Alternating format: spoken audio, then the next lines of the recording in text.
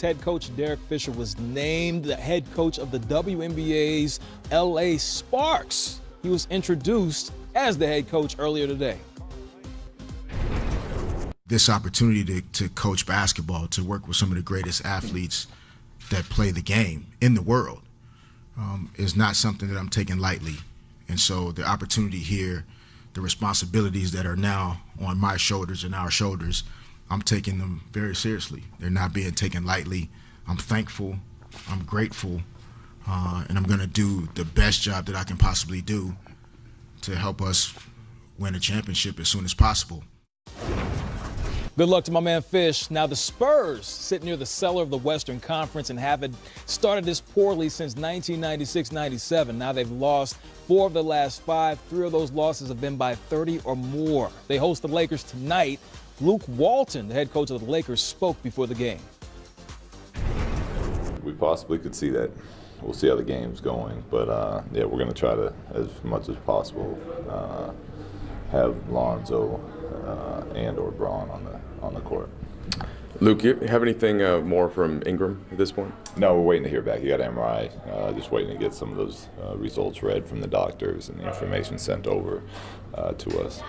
You've seen the Spurs enough times in the last couple of weeks. So what's been the most important thing that you think should apply to this game here? Well, we know what they do well. It's just a matter of being able to try to stop it. They got some really good players, and their best players all had big nights on us last game. So we gotta do a better job of consistently getting our coverage done and then keeping them off the foul line. Popovich just said that he thinks you guys are executing much better than when they saw you earlier in the season. What have you seen as that process has gone along? Just work. It's working together as a group. Guys starting to feel each other out. Us starting to know our team a little better. Guys buying into playing together. All those type of things that we preach all the time. It's just it comes with work and time, and we're slowly making that progress that we want to make. But we know we got a long way to go.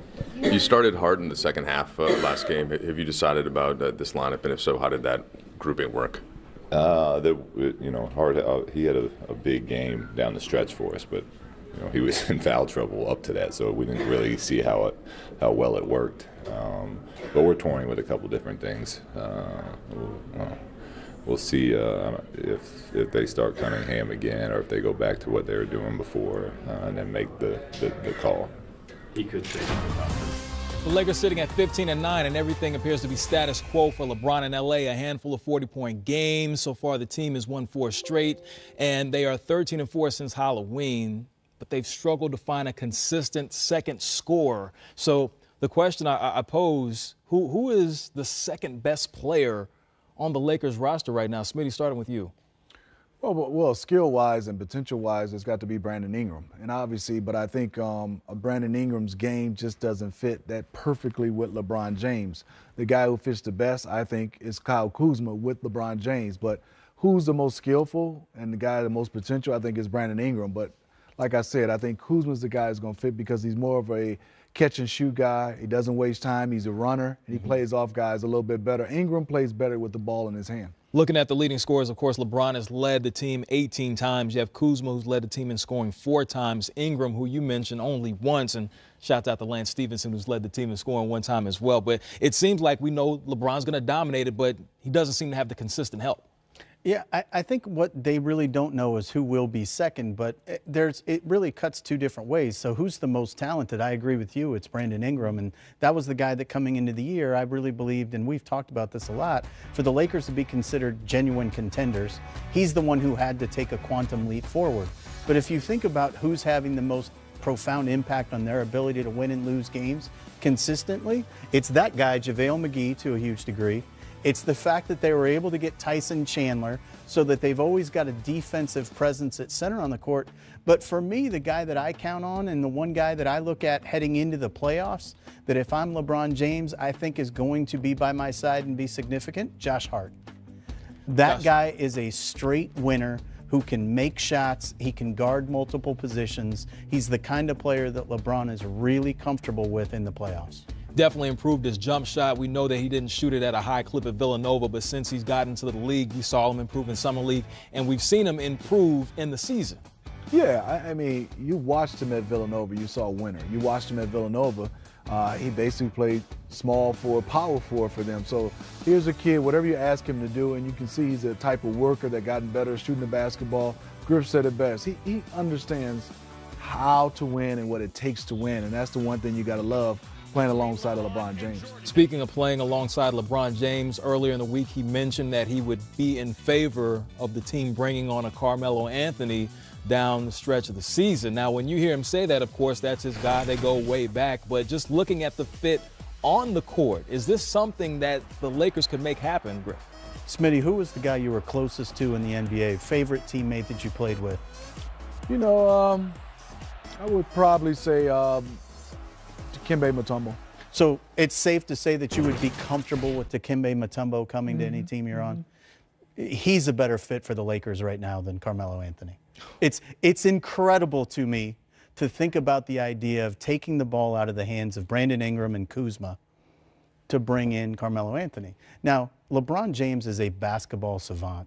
He knows exactly what that fit would look like. And because they can keep a defensive big on the court at all times and maybe mask part of that for Carmelo, the actual on the court might not look bad.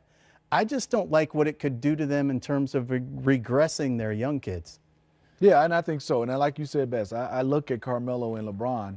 They will fit because they know how to play well together. They play extremely well in USA basketball. And I think there's a guy that would get Carmelo easy buckets, easy looks. And also Carmelo will be accountable to somebody. And not that he wasn't accountable to others wherever he goes. There's a guy he would look up to, one of his peers who's played at a level. I would love to see it. And like you said, Griffin might stifle some of the young guys. But I would love to see it because of Carmelo, how he's handled himself in all these situations, especially the last one in Houston. I thought it was too much put on like it was his fault.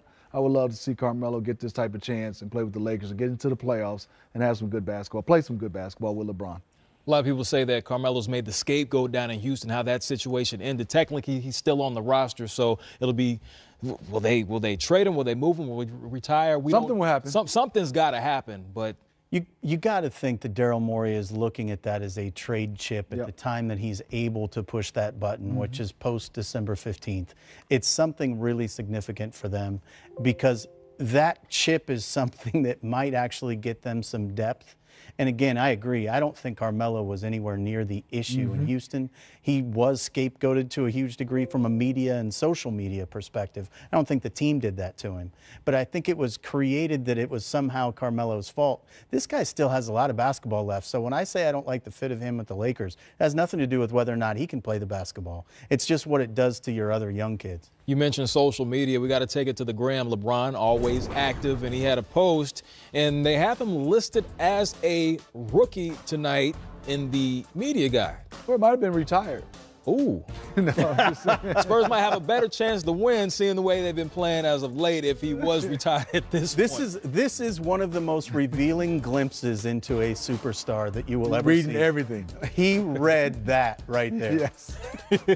R for rookie or R for retired. Oh, man, either or, neither one of those is accurate. We will see LeBron James on the floor tonight. R for really good. I like that as well. You know who else is really good? Kevin Durant. Those two have been in the news a lot lately. KD putting up 37 points per game over his last 7. So spin around. There it is. There it is.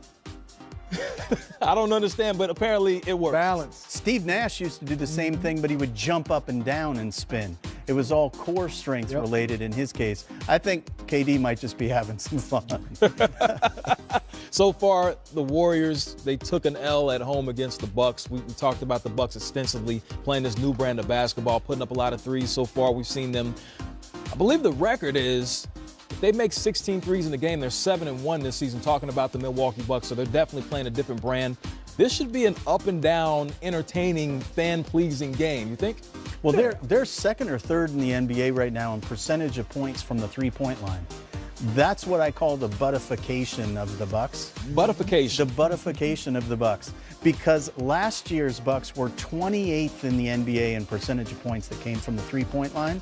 And to a huge degree, what that means is you're going to have a floor spacing center on the court. Right. You remember our guy Justin in research pointed out it was Pero Antich in Atlanta that was one of those guys. And obviously he had Al Horford start shooting threes. Now he's got Brook Lopez spacing the court. They just added Jason Smith so he can always keep one on the floor. And what that does is it cuts both ways. It puts a threat out there that the defense has to worry about at the three-point line. And it takes a big away from the paint and lets Giannis do what he does best, and that's get to the rim in one step from half court. You're right. And Griffin, I think also Chris Middleton at the 3 spot. And so he has 2 penetrating guards. Malcolm Brogdon, not the quickest, but understands how to make plays from the 2-guard position. You have Bledsoe, who is more of a scoring point guard. So you have a Bledsoe and you have G. You just said it, yeah. Middleton, yes. I was like, you already said Middleton. I know where you were going with that. You have those guys out there, so I think that's a lot of floor spacing and ball handlers. There's the birthday boy. He just turned 24 years old. Just turned 24. So looking back to Golden State, Draymond Green will not play. This will be his 11th game missed so far. He's missed 10. They're 7-6 without him. When he doesn't play, we know that he's been the catalyst for running the offense. Haven't necessarily seen the Draymond that we know so far this season, but and I say all that to ask a question that has nothing related to Draymond. Who is this game bigger for? Is it bigger for Golden State or is it bigger for the Milwaukee Bucks? I think it's always bigger for the Milwaukee Bucks or anybody playing the Warriors. The Warriors have proven even what they've done before. And obviously they want to win games, but I think for them this is a big game for the Milwaukee Bucks, bigger than the Golden State Warriors. They still don't have their full team back, and even if they did, it still would be for the Bucks. For me, I look at it, I think it's a bigger moment really for the Warriors just in terms of measuring where they're at currently, because not having Draymond on the court means you don't have your grit and toughness. You don't have your nasty guy. And you're missing a great deal of the playmaking element there as well. So it'll be interesting to see how Golden State is able to manufacture offense against the Bucks defense that's been very good this year. Bucks offense has been very good. What is the word that you came up with? Buttification. Buttification of the Bucks offense. They've been definitely letting it fly. The philosophy's changed. Very, very different team than last season. Yeah, it is. I mean, obviously Bud has opened up things for them. They're getting a chance to shoot the basketball. He's taking the ball out of Giannis' hands, doesn't dominate as much, and they're moving. You'll see the bodies moving in the Bud offense. Yeah, I think it's bodies and ball.